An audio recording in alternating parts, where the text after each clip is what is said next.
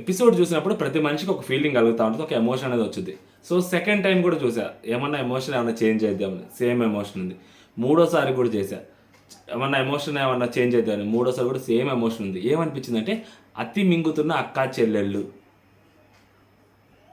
Demon మాయలో రితు, భరణికి అన్యాయం, ఆ టీము ఈ టీము రెండు టీములు అన్యాయం చేశాయా, పాపం ఇమాన్యుయల్, పోరాడి ఓడిన ఇమాన్యుయల్ అని అనిపించింది.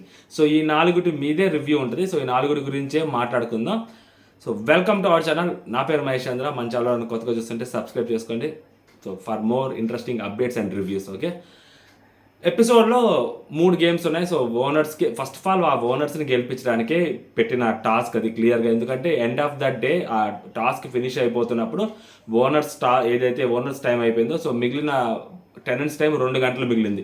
సో ఓనర్స్కి టెనెంట్స్కి ఏదైతే 2 అవర్స్ ఏదైతే డిఫరెన్స్ ఉందో ఆ 2 అవర్స్ లాస్ట్కి మిగిలింది. అంటే క్లియర్గా ఓనర్స్ని కెప్టెన్ చేయాలి అని అనుకున్నారు. సో ఓనర్స్ని కెప్టెన్ చేసి ఎవరైతే ఆ కెప్టెన్గా ఉన్నారో, సో టెనెంట్ నుంచి ఆ వ్యక్తి కూడా బయటకు వచ్చేస్తారు. ఇప్పుడు భరణి గారు ఒక్కడే లోపల ఉన్నారు. భరణి గారిని ఒక్కడే ఓనర్స్ లోపల ఉంచి అతన్ని నమ్మట్లేదు. ఆయన అసలు వాళ్ళ గ్రూప్లోనే చేర్చుకోవడానికి ఇష్టపడట్లేదు. ఎప్పుడైతే ఆ గుడ్డు దొంగతనం జరిగిన తర్వాత 6 వర్సెస్ భరణి గారు అయిపోయిన తర్వాత, భరణి గారు లోపల ఉన్నా కూడా ఏదో విదేశాల్లో ఉన్న భారతీయుల్ని కొంతమందిని ఎలా అయితే ట్రీట్ చేస్తున్నారో యాజ్ ఆఫ్ నో, అలా బోల్డ్ స్టేట్మెంట్ బొక్కలే, అలా ట్రీట్ చేస్తున్నారేమో అని అనిపిస్తుంటుంది పాపం ఆయనకి చాలా ఇబ్బందిగా ఉంది. ఆయన చాలా బాధపడుతున్నారు అందరి దగ్గరికి వచ్చి. ఓవరాల్గా భరణి గారికి బీభత్సమైన ప్లస్ అవుతుంది అబ్బా. పొయ్యే కొద్దీ వాళ్ళు భరణి గారిని అలాగే ట్రీట్ చేస్తూ ఉంటే అది ఆ బీభత్సమైన ప్లస్. వైల్డ్ కార్డ్స్ లోపలికి వచ్చి మెట్టుతో కొడితే కానీ ఈ కామనర్స్కి ఎవరైతే ఉన్నారో వాళ్ళకి కనీసం బుద్ధి రాదు. అప్పటి వరకు ఎంతైతే సింపతి పిండుకోవాలో సెలబ్రిటీస్ అంత సింపతి పిండేసుకుంటారు. బిగ్ బాస్ కూడా అదే పనిలో ఉన్నారు. సెలబ్రిటీస్కి సింపతి తీసుకురావడానికి, ఓనర్స్ని మరీ రాక్షసులుగానో మృగాలుగానో చూపెట్టడానికి. సో దానికి నేను ముందున్నాను అంటూ వస్తారనమాట అక్కా చెల్లెళ్ళు ఇద్దరు.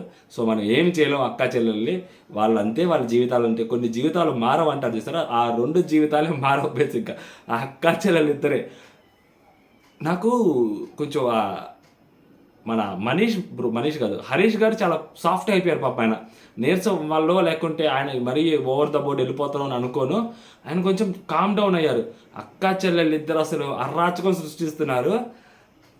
ఏమో మరి ప్రియాకి ఆల్రెడీ బట్టలు తేవద్దని చెప్పారు వాళ్ళ ఇంట్లో వాళ్ళు. ఈ అమ్మాయి కూడా పెద్ద బట్టలు తేవద్దని చెప్పి, ఈ అమ్మాయి కూడా ఆల్రెడీ శ్రీజ అంటుంది. శ్రీజ మాట నిజమైద్దేమో, తదాస్తు దేవులు ఉంటారేమో మనకు తెలియదు. ఎందుకో నాకు ఇద్దరు కామనర్స్ని అక్కడ పెడతారనిపిస్తుంది లాస్ట్ ఎలిమినేషన్ రౌండ్లో అంటుంటే, వెంటనే ప్రియ ఇలా అనకురా అంటే, నిన్ను కాదులే, నిన్ను అనట్లేదు, నువ్వు ఉండవులే అని చెప్తుంది అనమాట. చూడాలి. సో డెమాన్ పవన్ కెప్టెన్ అయ్యారు. డెమాన్ పవన్ కెప్టెన్ అయినప్పుడు సో డెమాన్ పవన్ కూడా పోరాడాడు. సో లాస్ట్ రౌండ్ ఏం జరిగిందనేది మాట్లాడుకునే ముందు సో సెకండ్ రౌండ్ ఏం జరిగిందని మాట్లాడుకుందాం. సో సెకండ్ రౌండ్ ఆ టెలిఫోన్ రౌండ్, ఆ కమ్యూనికేషన్ రౌండ్లో క్లియర్గా ఎస్టాబ్లిష్ అయింది ఏంటంటే, ఒకళ్ళ మీద ఒకరికి ట్రస్ట్ లేదు. అది ఫస్ట్ నుంచి జరుగుతున్నది. సో ఒకరికొకరు నమ్మి ఎక్కడైతే బజర్ నొక్కుకోరో అని అనుకున్నాను, కానీ ఫైనల్గా ఇద్దరు బజర్ నొక్కుకున్నారు. నాకు అర్థమవుతుంది. అంటే నేను టై అయిందని చెప్పారు నిన్న అప్డేట్లో, నేను టై అయిందని చెప్పాను. సో టై అయిందంటే నేను ఈ బిగ్ బాస్ అనౌన్స్మెంట్ చూసిన తర్వాత, అబ్బా ఇద్దరు బజర్ నొక్కుకారా అంటే ఒకళ్ళని ఒకళ్ళు నమ్మారా, ట్రస్ట్ చేస్తారా, ఇన్ని ఆలోచనలు నా మైండ్లో వచ్చాయి. ఏంది కామనర్స్ సెలబ్రిటీస్ ఒకళ్ళొకళ్ళు అర్థం చేసుకున్నారా, ఎక్కువ సిస్టమ్ ఒకే లెవెల్లో ఉందా అని అనుకున్నా. లేదు ఎవరిదో ఓళ్ళే అర్థమైంది. ఇద్దరు నొక్కారు, ఇద్దరు దొబ్బించుకున్నారు. యాక్చువల్గా నొక్కకూడదు అని ఏదైతే మాట్లాడుకున్నారో, మాటలు ఒకటి ఉంటాయి, మనసులో నుంచి వచ్చే చేతలు వేరే ఉంటాయి కదా. సో ఇద్దరు నొక్కారు. సో ఫస్ట్ ఇక్కడ వీళ్ళు నొక్కారు, తర్వాత అక్కడ వాళ్ళు ఫస్ట్ కామనర్స్ నొక్కినట్టు తర్వాత వీళ్ళు నొక్కారు. అండ్ అక్కడున్న శ్రీజ అవ్వచ్చు, లేకుంటే ప్రియా అవ్వచ్చు, వీళ్ళిద్దరూ మిగిలిన 4 కామనర్స్ని చెడదొబ్బుతున్నారు. వీళ్ళిద్దరి వల్ల మిగిలిన 4కి కూడా బ్యాడ్ నేమ్ వస్తుందేమో. వీళ్ళిద్దరు వచ్చే కీ వల్ల మిగిలిన 4కి కూడా ఆ ఎఫెక్ట్ పడుతుందేమో అని అనిపిస్తూ ఉంది. ఇన్ ఫ్యూచర్ ఖచ్చితంగా ఉంటుంది అనమాట. ఎందుకంటే ఈ నెక్స్ట్ రౌండ్ అదే అనిపిస్తూ ఉంటుంది టాస్క్లో. దీని తర్వాత సో నెక్స్ట్ ఆ సంజన గారి సంగతి తెలిసిందే కదా. సంజన గారితో ఆ గొడవలు కానీ, సంజన గారు ఉదయం ఆ ముద్ద పెట్టడము, దాని తర్వాత మనీష్కి ఒక టాస్క్ ఇచ్చారు. సంజన గారు ఒక టాస్క్ ఇచ్చారు. ఆ టాస్క్ ఏంటి, సంజన గారికి రిపోర్ట్ చేయటం. సంజన గారు ఒక ముద్ద పెట్టారు అనుకోండి. ఇప్పుడు సంజన గారిని నాకు క్వశ్చన్ చేయటము, ఆమె కావాలని గొడవ కోసం వచ్చింది. ప్రియాను లిటరలీ టార్గెట్ చేస్తుంది. ఆమెకి అర్థమైంది. ఆమె ఇంతక లైవ్లో చాలా క్లారిటీగా చెప్తున్న మాట ఏంటంటే, ఎందుకో ఒకళ్ళు వెళ్ళిపోతారు, సైలెంట్గా ఉన్న వాళ్ళు ఒకళ్ళు వెళ్ళిపోవచ్చు అని అంటుంది. అంటే ఫ్లోరా గారి గురించి మాట్లాడుతుంది. దాని తర్వాత ఆమె ఏమంటుందంటే, ఒకళ్ళ వాయిస్ అసలు వెళ్ళలేకపోతున్నావు, నాకే చిరాకు వస్తుంది, నా వల్లే అవ్వట్లేదంటే మనకే ఇక్కడ అంతలా అనిపిస్తుంది, అంటే బయట జనాలకి ఎంతలా అనిపిస్తుండొచ్చు అని కూడా నిందా. అంటే ఆ మైండ్లో ప్రియా వెళ్ళిపోవడానికి సిద్ధంగా ఉంది. ఎందుకంటే శ్రీజ నామినేషన్స్లో లేరు కదా, అండ్ అక్కడ ప్రియా వాయిసే కొంచెం చిరాక్గా ఉంటుంది. సో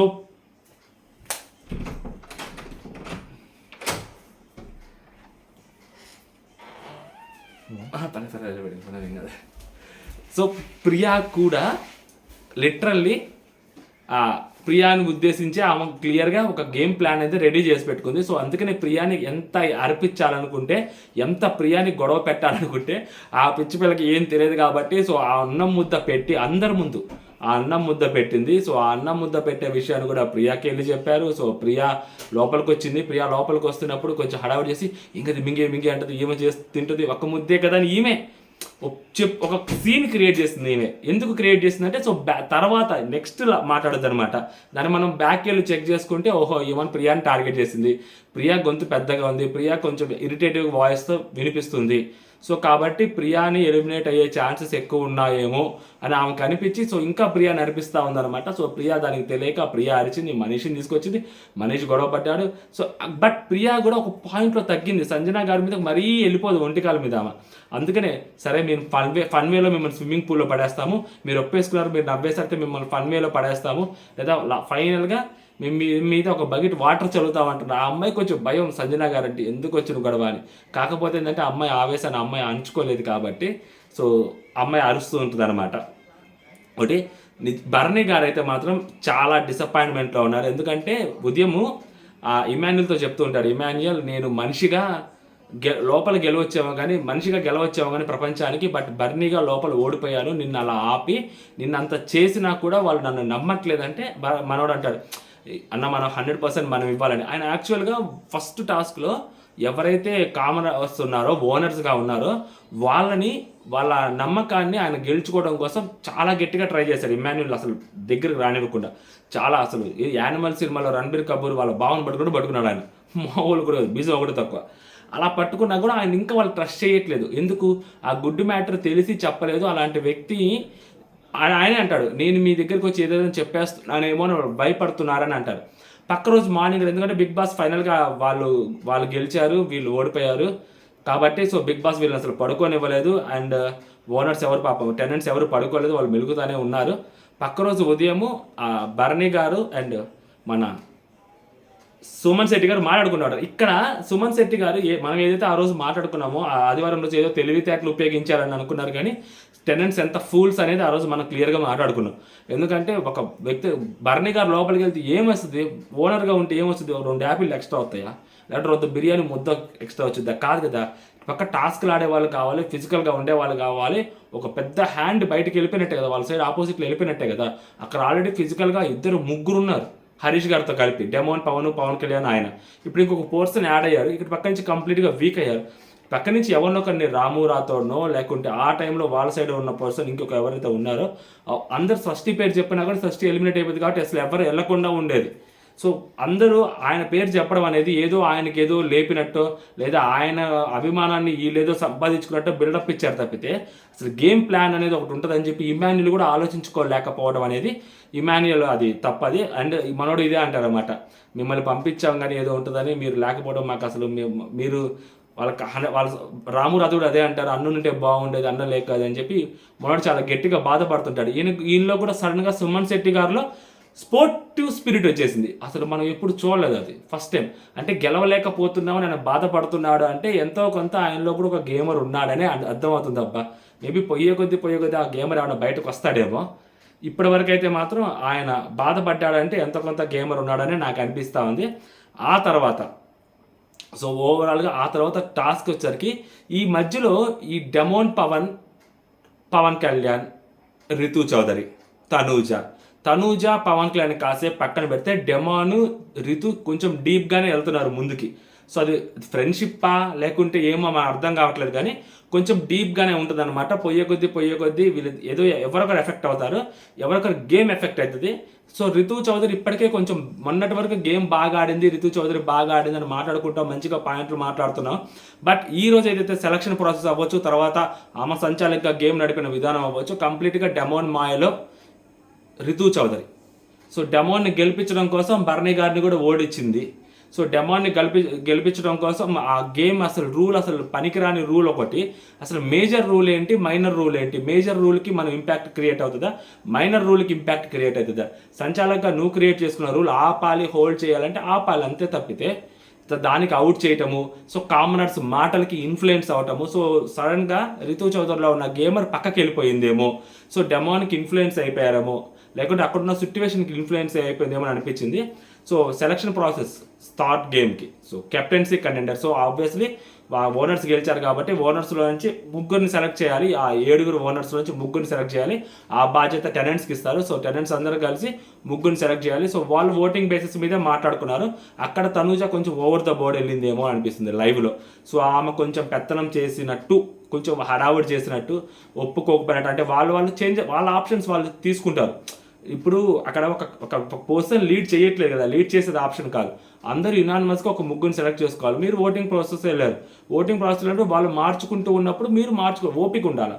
సో తనుజ గారికి ఆ ఓపిక మిస్ అయిందేమో అని అనిపించింది. సో ఎందుకంటే మన సంజన గారు మారుస్తున్నప్పుడు కూడా మీరు అన్నిసార్లు మార్చడానికి వీలు లేదు, అది ఇది అని చెప్పారు. పవన్ కళ్యాణ్ యునానిమస్గా వద్దనుకున్నారు. అండ్ పవన్ కళ్యాణ్కి రితు చెప్పిన రీజన్ ఎంతో కొంచెం వ్యాలిడ్ రీజన్ అని అనిపించింది. పవన్ కళ్యాణ్ వద్దనుకున్నారు, హరీష్ని వద్దనుకున్నారు, తర్వాత యాక్చువల్లీ డెమోని కూడా వద్దనుకున్నారు.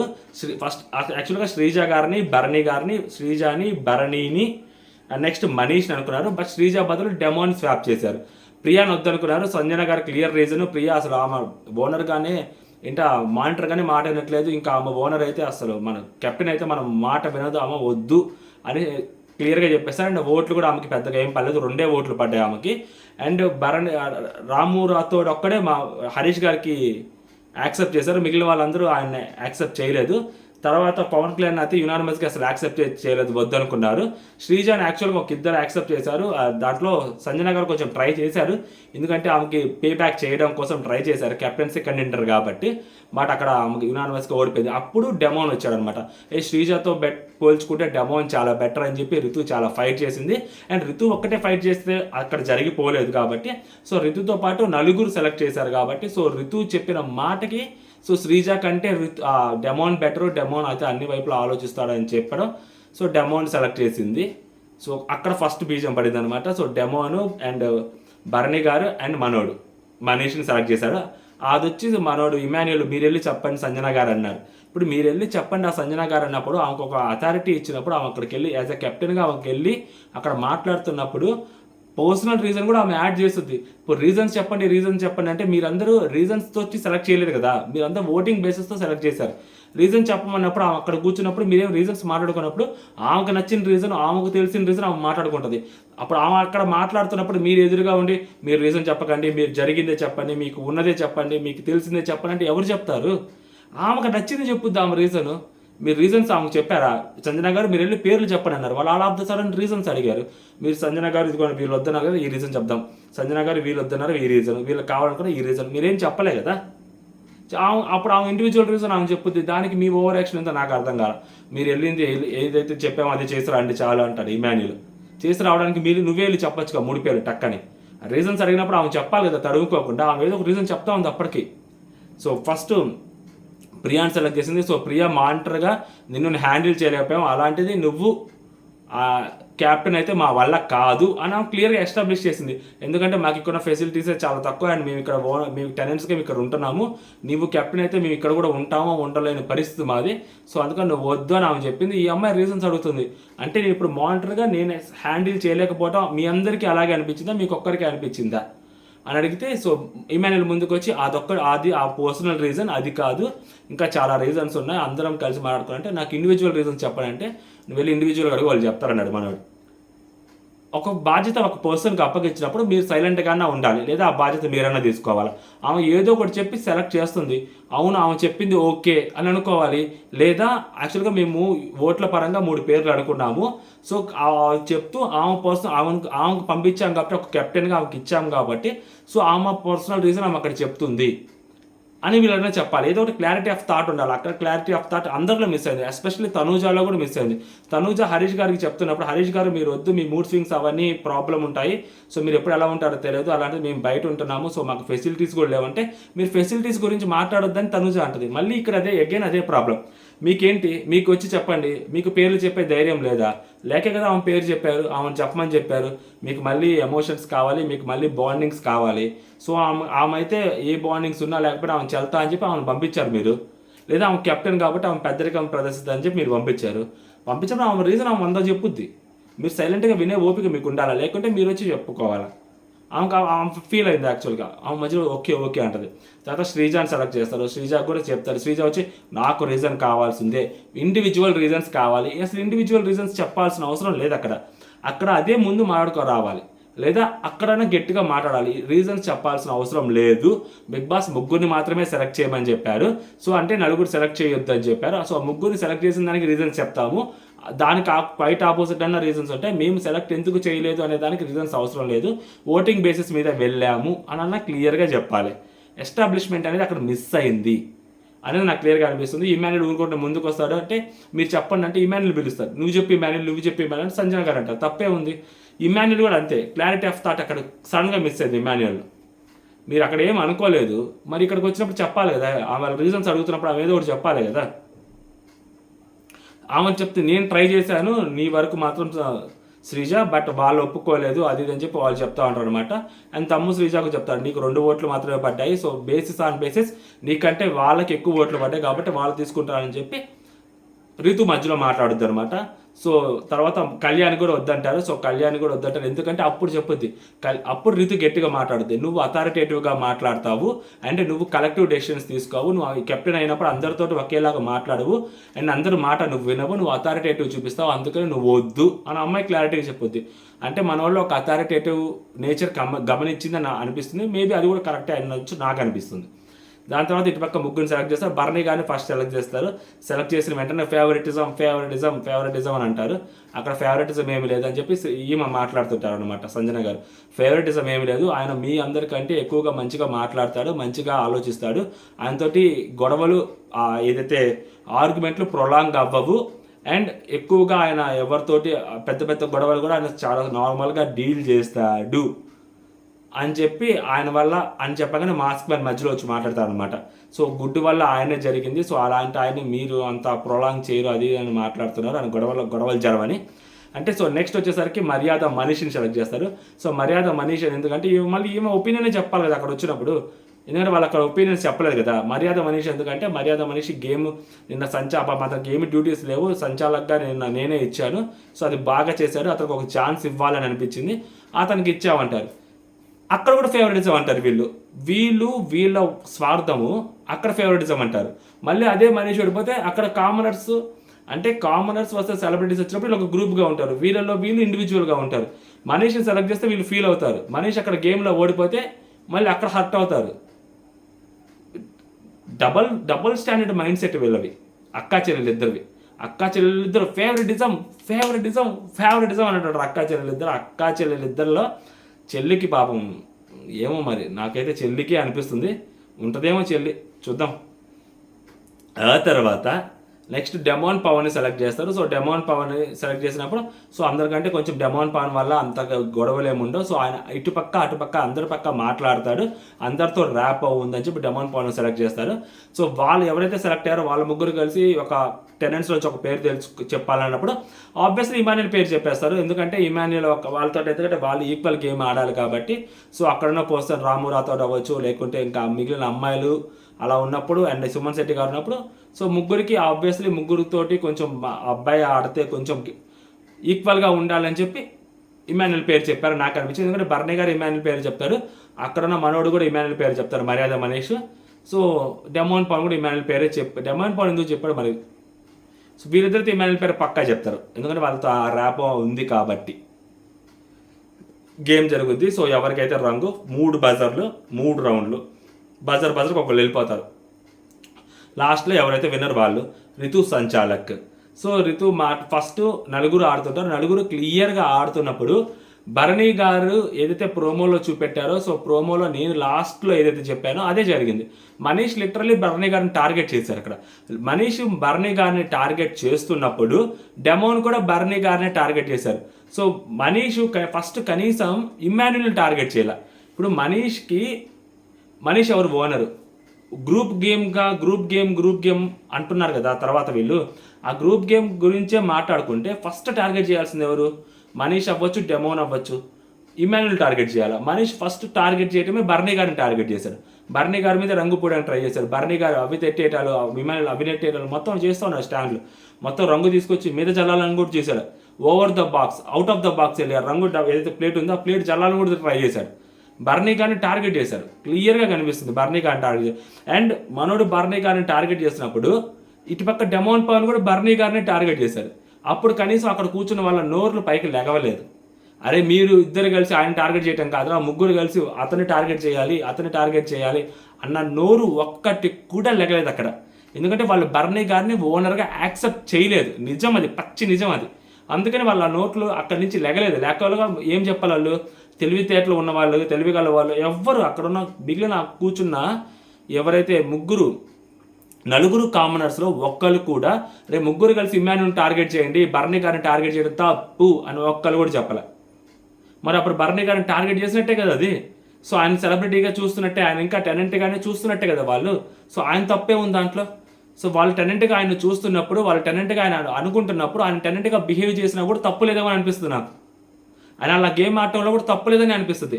ఆయన ఇమాన్యుల్ అడ్డం పెట్టుకొని ఆ ఇమాన్యుల్ అతను కలిసి గేమ్ ఆడటంలో తప్పలేదు అనిపించింది. ఎందుకంటే ఫస్ట్ టార్గెటే అంటే మనీష్కి ఇమాన్యుల్తో ర్యాపో ఉంది. ఆ ర్యాపోని కాపాడుకోవాలి. ఆ ర్యాపోని కాపాడు కోసం తన సొంత ఓనర్నే టార్గెట్ చేశారు. సో అలా సొంత ఓనర్నే టార్గెట్ చేసేప్పుడు మనీష్కి ఒక న్యాయము. అదే ఇమాన్యుల్ నెక్స్ట్ రౌండ్లో ఇమాన్యుల్ భరణి గారు డెమోన్ ఉన్నప్పుడు ఇమాన్యుల్కి భరణి గారికి ఒక ర్యాపో ఉంటుంది. కాబట్టి భరణి గారు ఈ డెమోన్ని టార్గెట్ చేయడంలో తప్పే ఉంది.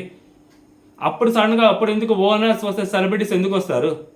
సెలబ్రిటీస్ కామనర్స్ ఎందుకు వస్తారు? ఫస్ట్ నుంచి అది లేదు కదా. గ్రూప్గా ఆడలేదు కదా. క్లియర్గా ఇది గ్రూప్ గేమ్ ఆడుతున్నారు అని చెప్పి ఎక్కడైతే వాగుతున్నారో అక్కా చెల్లెలు ఇద్దరు, ఫస్ట్ ఎందుకు వాగలేదు ఈ టైంలో? ఎంత చేశాడు మనీష్, డెమోన్ కూడా అదే చేశాడు, ఇద్దరికి పూశారు. ఇమాన్యుల్ కొంచెం తెలివిగా ఆడాడు. ఎందుకంటే వీళ్ళు ఆయనకి పూస్తున్నప్పుడు ఇమాన్యుల్ సైలెంట్గానే ఉన్నాడు, పూయడానికి ట్రై చేయలేదు. ఇమాన్యుల్ కామ్గా ఉన్నాడు. మళ్ళీ తిరిగి ఎప్పుడైతే మనీష్ మీద కంప్లీట్గా పూయడానికి ట్రై చేస్తున్నాడో అప్పుడు డెమోన్ పూయడానికి వస్తే డెమోన్ అడ్డం వస్తున్నాడు. చాలా తెలివి గలవాడు ఇమాన్యుల్. సో అవుట్ చేసేసారు. ఫస్ట్ మనవాడు అవుట్ అయిపోయాడు క్లియర్గా. ఫస్ట్ బజర్ మోగింది, మనీష్ అవుట్ అయిపోయాడు. మనీష్ అవుట్ అయిపోయిన తర్వాత ముగ్గురు ఆడుతున్నప్పుడు డెమోని టార్గెట్ చేస్తున్నారు. ఇద్దరు కలిసి డెమోని టార్గెట్ చేస్తున్నారు. అప్పుడు కూడా డెమోని ఇమాన్యుల్ టార్గెట్ చేయట్లా. అప్పుడు కూడా డెమాను ఈయన టార్గెట్ చేస్తున్నాడు. సో ఇమాన్యుల్ కూడా ఇద్దరు కలిసి ఇమాన్యుల్ మధ్యలో వచ్చి పూయడానికి ట్రై చేస్తున్నాడు. దీనికంటే ముందేం చెప్పిందమ్మా, నేను స్టాప్ అంటే మీరు స్టాప్ అని చెప్పాలి, అదర్వైజ్ గేమ్ నుంచి అవుట్ అవుతారని ఆమె చెప్పాలి. మీరు స్టాప్ అన్నప్పుడు మీరు స్టాప్ అని చెప్పాలని అమ్మాయి అంతే. సో దాని తర్వాత ఈయన పూసుకుంటున్నప్పుడు ఎందుకు స్టాప్ అని చెప్పాలో నాకు అర్థం కాదు. స్టాప్ అని చెప్పడానికి అసలు ఉద్దేశం ఏంటి? స్టాప్ అంటే ఏంటి? బజర్ మోగినప్పుడు స్టాప్, బజర్ మోగిన తర్వాత కూడా పూస్తే అప్పుడు తప్పు, అప్పుడు ఆ పర్సన్ ఎలిమినేట్. బజర్ మోక ముందు స్టాప్ అని ఎందుకు చెప్పాలి? అసలు ఒక ఇంటెన్స్లో గేమ్ జరుగుతుంటే స్టాప్ అని ఎందుకు చెప్పాలి? పోనీ ఆ గ్రీజ్ దాటి బయటకు వెళ్ళకూడదు అనే రూల్ ఫస్ట్ నుంచి లేదు కదా. ఫస్ట్లో కూడా ఆ గ్రీజ్ దాటి బయటకు వెళ్ళకూడదు అని కూడా చెప్పుకోలేదు ఎవరు. వాళ్ళు బయటకు వెళ్ళి ఆడుతున్నా కూడా అది లేదని చెప్పి ఆమె నోటితోనే చెప్పింది. మరి ఇంకెందుకు స్టాప్ అని చెప్పాలి? వాళ్ళు కింద పడతారు, మీద పడతారు, లేస్తారు, కొట్టుకుంటారు. అది పక్కా ఫిజికల్ అయితేనే. ఇట్లా మెహందీ చూపించే గేమ్ కాదు కదా అది. పక్కా ఫిజికల్ అయ్యే గేమ్ అది. ఫిజికల్ అవ్వాల్సింది, ఇంకా ఘోరంగా ఫిజికల్ అవ్వాలా? అంత ఘోరంగా ఫిజికల్ అవ్వలేదు అసలు. సందీప్ మాస్టర్, పల్లవ ప్రశాంత్ ఆడతారు 7th సీజన్లో. పక్కా ఫిజికల్ గేమ్ అసలు అది, మామూలుగా ఉండదు. ఆ రేంజ్ ఫిజికల్ ఎక్స్పెక్ట్ చేస్తే అంత కాల అక్కడ అప్పటికి. ఈమె ఎందుకు ఆపి ఒక్క పక్క ఈమె అరుస్తుంది.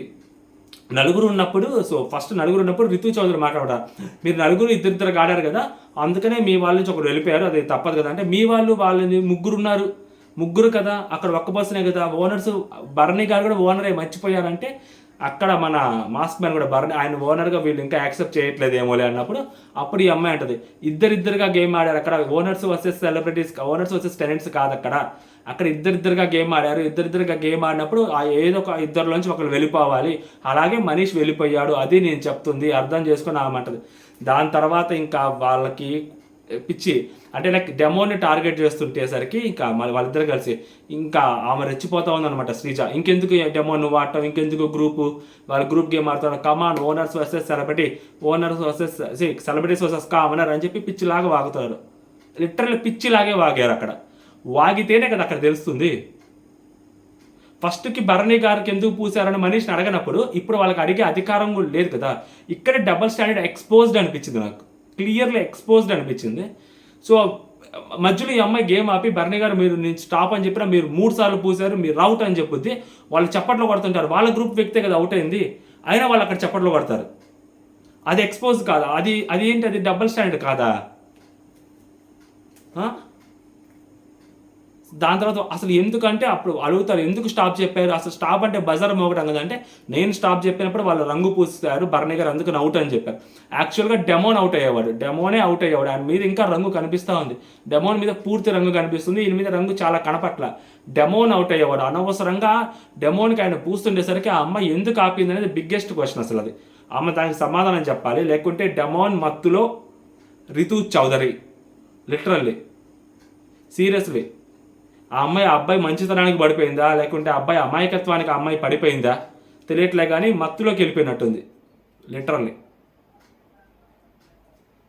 తర్వాత ఇమాన్యుల్ మనోడు ఆడతాడు. సో ఇమాన్యుల్ మనోడు ఆడినప్పుడు ఆబ్వియస్లీ ఇమాన్యుల్ ఓడిపోతాడు, డెమోన్ గెలుస్తాడు.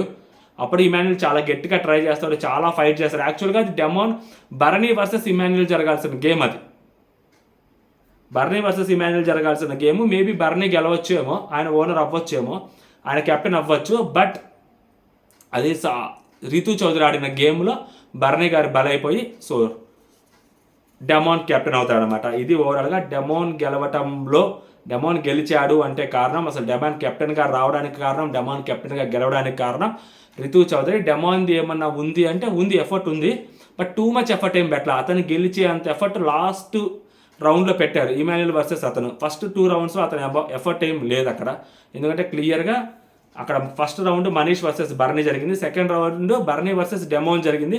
డెమోన్ అవుట్ అయ్యేవాడు, ఆయన ఎక్కువగా స్టాప్ చెప్పినా కానీ పూయలేదు కాబట్టి అతను అవుట్ అయ్యేవాలేదు అంతే.